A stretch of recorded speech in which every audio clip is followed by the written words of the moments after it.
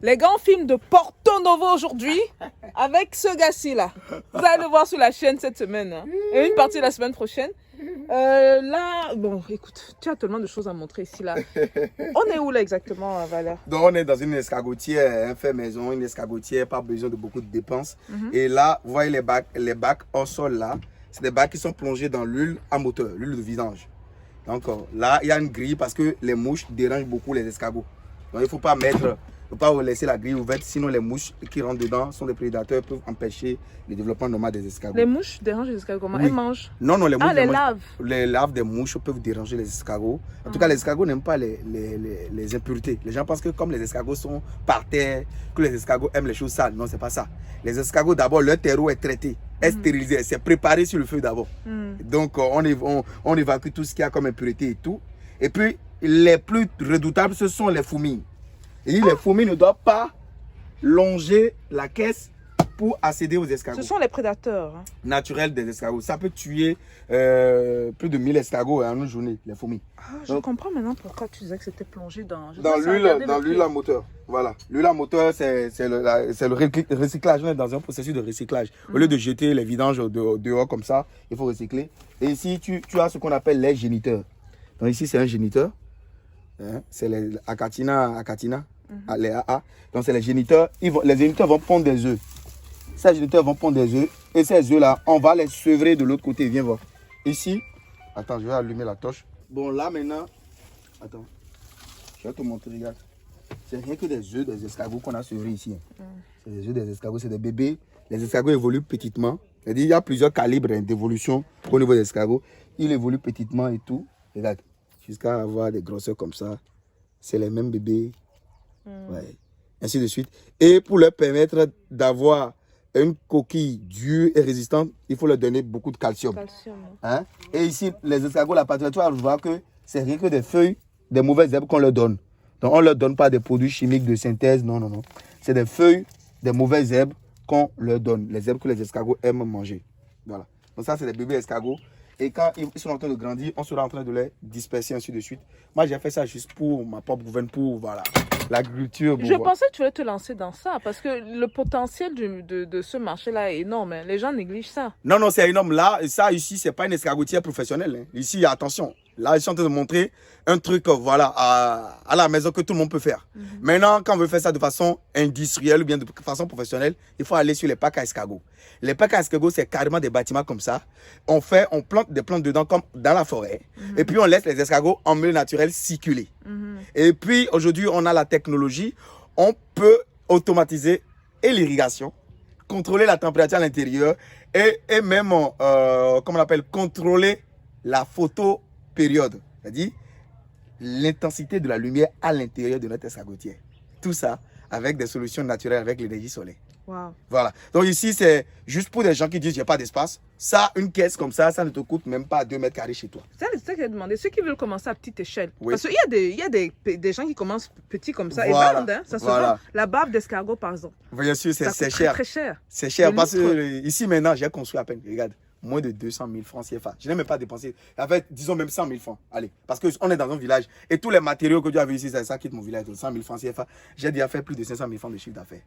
Tu vois, je n'ai même pas encore fait un an. C'est la vérité. J'ai vendu une partie à un ministre, je ne vais pas dire son nom. Donc, ainsi de suite.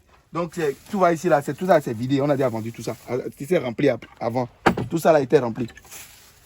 Tout ça, là, c'était rempli. On a déjà vendu tout ça, là. Donc, on attend que les bébés grandissent un peu pour qu'on puisse les sevrer. Donc, eux, là, ils vont grandir et on va les remettre ici et le reste, je vais vendre. Et puis, l'avantage dans ça, là, tu vois, quand je vais vouloir vendre un comme ça, je vais le vendre à 500 parce que c'est un géniteur. Et regarde, donc, si ça va compte le nombre d'escargots qu'il y a ici, tu ne peux pas compter. Au moins, j'ai au moins 500 sujets. Mais... J'ai au moins 500 sujets à l'intérieur. Merci pour la lumière.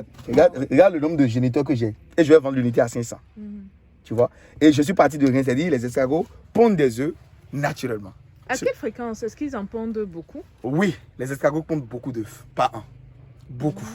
Beaucoup. Hein? Un seul géniteur peut pondre autour de plus de 100 œufs.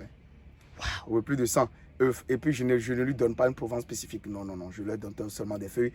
Et tel que le Talinum triangulaire, ça s'appelle au Bénin, c'est glacement. D'accord. Tel que le Chromolena odorata. Hein, Donc la nutrition n'est pas un problème pour les non, non, escargots. non, non, non, non. Il faut juste leur donner les feuilles dont Tu sais, les escargots mauvaises ont herbes, besoin. justement. Les mauvaises herbes. Et puis les escargots vont commencer par vous prendre des œufs. Mais quelqu'un qui n'a pas d'argent peut commencer avec un budget. C'est bon? Oui, donc on peut commencer ce business avec combien? Oh, avec 20 000 francs pour commencer l'élevage d'escargots, il suffit juste d'acheter une caisse comme ça ou bien de commander un menuisier. Ça va coûter 15 000 francs. Attends, 20 000 francs. 20 000, je te dis la vérité. Tu as dit 20 000. 20 000. 20 Même 000 pas francs. 100 dollars, 100 euros. Non, non, non, c'est pas 100 $, c'est pas 100 €. 20 000 francs. Et puis tu commandes un menuisier, ça va te coûter en moyenne 15 000 francs ici en Afrique de l'Ouest ou en Afrique centrale. Et après ça, tu vas acheter les géniteurs. Le géniteur est à 500 francs, tu achètes 10. Ça fait 5 000, non? Les herbes, tu connais déjà dans la vidéo, on t'a dit talinum triangulaire. Tu écris ça dans Google. C'est quoi talinum triangulaire? Tu vas chercher autour de tes cases dans les villages. Tu vas trouver les herbes là, tu vas leur donner à manger. Les sons de maïs, les sons de blé, tout ça là. Tu vas seulement sur Google.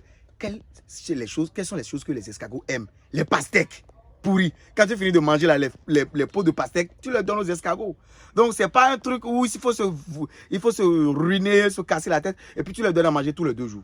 Tu changes le truc là tous les 2 jours. Et puis, c'est bon, c'est un élevage tranquille. Tu n'as même pas commencé à 100 000, tu t'es fait 500 000. Oui, je me suis déjà fait 500 000. Hein. Et puis ici, je n'ai pas fait ça pour une activité pour générer vraiment de l'argent parce que je suis sur un site de pépinière. Ici, ce qui génère de l'argent, c'est la pépinière. C'est vrai qu'on est sur ta pépinière. Voilà, c'est un site de pépinière, c'est un petit site même. Donc ici, pour que le gardien soit occupé, j'ai fait ça pour optimiser sa présence sur la ferme. Et là, tu vas voir que j'ai commencé à glisser un peu les Goliaths aussi. C'est pour qu'ils puissent être occupés. Ainsi de suite, j'aurai peut-être 100 Goliaths, 500 Goliaths. Oh, le Goliath, je peux le vendre au moins à 7 000 francs. S'il y a 100, ça fait 700 000 francs. Même si je vends ça en une année. Mais c'est quoi l'excuse? Parce que quand moi je vois des choses comme ça, ouais. Les gens qui suivent cette chaîne-ci, vous ne pouvez pas me dire que vous n'avez pas 20 000. Vous êtes sur YouTube. On est sur YouTube là. C'est pas crédit de 100 francs qu'on met sur d'autres réseaux. Et moi, j'ai fait ça YouTube, grâce là. à YouTube aussi. Ça là, j'ai fait ça parce que j'ai vu ça sur YouTube. Non. Et maintenant, j'ai poussé ma curiosité. C'est vrai. Et j'ai fait un système encore plus performant. Où on parle de pack à escargot intelligent. Un pack à escargot dans lequel, c'est-à-dire, vous avez les plantes qui imitent vraiment la forêt. Et les escargots sont libres. Et ont la possibilité de plus grossir, de prendre plus de chair en un laps de temps. Donc, je crois qu'il faut commencer quelque part. Là, j'ai commencé là et puis on n'en est plus là. On est à un niveau encore plus high où vous pouvez faire votre escargotière sur votre dalle, créer un pack à escargot avec des terreaux, tout ça, sans même toucher à la vie de la dalle en fait. Donc, je vous encourage à prendre le risque de faire. C'est pas de la crypto-monnaie. On peut commencer, on doit commencer quelque part. Qui n'a pas 20 000? Non, moi c'est ma question aux gens. Qui n'a pas 20 000? Qui n'a pas 20 000 ici là? Tout le monde a 20 000. Donc, du coup, je crois que c'est la procrastination et je crois aussi que c'est l'ignorance et tout. Maintenant, vous connaissez et vous l'avez gratuitement. Donc, commencez. Je crois que vous allez témoigner dans les commentaires sur cette chaîne YouTube ou sur votre chaîne quand vous allez créer pour témoigner de ce que vous avez appris grâce à nous. Voilà. Wow. Merci beaucoup, Valère. Je t'en prie, Stéphanie. C'est très apprécié. Je t'en prie. Les gars, on est en train d'aller quelque part. C'est une petite surprise. Là.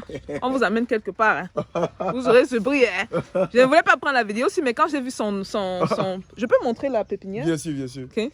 Quand j'ai vu l'escargotière ouais. et tout, j'étais du genre, mais il fait des tests ici, très intéressant. Il a également parlé de la noix de coco. Oui, les cocotiers. Cocotier qui a 1 an. Oui. Et ses frères qui ont 1 an, qui sont maigres, là-bas. tout maigres là-bas au fin fond. Si je vous montre la différence, vous serez surpris. Non, c'est la compétition. Je crois que ce cocotier est nourri avec le fumier de vache. C'est un cocotier hybride. Il peut donner entre 300 et 350 fruits par an, par arbre. Et le cocotier est plus rentable que le palmier à huile. Et les gens ne le savent pas. Ils pensent que c'est le palmier à huile. Non, non. Le cocotier, c'est plus rentable que le palmier à huile. Et actuellement, à Cotonou, dans les grandes villes, en tout cas dans tous les pays, la noix de coco fraîche est en vogue. Vous voyez? Et quand le coco aussi, on peut le transformer en huile de coco. Et l'huile de coco est très recherchée par l'industrie cosmétique. Et le coco, ce n'est pas un fruit. Quand je le cueille de mon arbre et je ne l'ai pas transformé, ça va se gâter. Ça peut être conservé pendant des années, le coco. Donc, raison pour laquelle nous, on est en train de faire des essais, faire des tests sur certaines variétés de cocotiers. Par exemple, c'est un cocotier hybride. Lui, il va nous produire à partir de 3 ans et produit en moyenne 300 à 350 fruits par arbre par an. Wow. Et on récolte le coco sur le cocotier tous les 3 mois. Donc la récolte de coco se fait tous les 3 mois. Chaque 3 mois, vous devez revenir récolter le coco. Et vu que il y a une pépinière qu'on a vue au fin fond là, oui. Ça s'achète à combien? Le plant de coco, c'est à 2000 francs. 2000 francs. Et ça, c'est encore rien. Tu n'as encore rien vu. C'est la petite partie visible de l'iceberg. Si je te montre une pépinière, j'ai une pépinière depuis le 10 000 plants. Ben, c'est au bord du fleuve Lomé. Ça là, c'est rien. Si ton emploi de temps te permet, on peut prendre la voiture pour aller voir. Tu vas voir ce qu'on appelle. Ça, c'est rien d'ici. Il n'y a même pas de pépinière ici. Donc, 2000 francs. Ouais, 2000 francs. Maintenant, ceux qui veulent en gros, on peut le faire ça à 1500 francs l'unité. 1500. Donc si vous prenez 1000 Voilà, et vous 1500, plantez 1500. et l'argent qui va suivre. Non, non, Maintenant, il y a ça beaucoup prend d'argent. combien de temps un cocotier de 3 ans. devenir mature? 3 ans pour venir à maturité. Et puis, il faut compter 143 plants à l'hectare. Donc, 143 celui qui achète 1000, il va faire des hectares. Il va faire 1000 divisé par 143 pour trouver le nombre d'hectares emblavés. Donc, c'est en moyenne 10 hectares en moyenne. Et il va faire avec ça. Donc, voilà les cocotiers qu'on a mis en pépinière. aussi. Hein, pépinière bio. Et puis, vous pouvez le faire chez vous à la maison. Regardez comment ça pousse. Hein, vous pouvez le faire Hors chez de vous. la noix de coco. Ça, j'ai appris ça ici, quoi. Donc, vous pouvez le faire chez vous à la maison, sans stress. On n'a pas besoin d'être ingénieur agronome ou bien d'être expert dans le domaine agricole avant de faire ça, en fait. Il suffit d'avoir une bonne noix de coco sèche. Et je partage le secret. Hein. Mes collègues ne vont pas aimer parce que c'est souvent leur gagne-pain. Mais nous, on est nés pour partager. Il faut partager. Donc, ouais. ici, vous amenez une machette seulement, vous faites une entaille ici et vous coupez la partie, là, la fibre. On appelle ça là, la boue de coco. Donc, on coupe le bout de la boue de coco ici, on enlève sans toucher la coque. Et vous allez voir, quelques semaines après, il va y avoir une toute petite noix qui va commencer à émerger. Attendez, je vais vous montrer un stade de départ. Vous allez comprendre quelque chose. Regarde. Ce stade-là, c'est un stade avant-coureur. Regarde, c'est comme ça le cocotier commence par pousser. Quand il est vraiment bébé. Et après, il avance un peu, il est comme ça. Après, il est comme ça. Après, il est comme ça. Et après, il va devenir très majestueux, très grand. Voilà. Wow. C'est un peu ça. Bon, on va arrêter là. Non, on doit aller où je vous ai dit qu'on doit partir là. Naturopathe, quelque chose. Vous allez voir l'autre vidéo dans quelques jours. On se voit. Peace out. Vivre ça avant.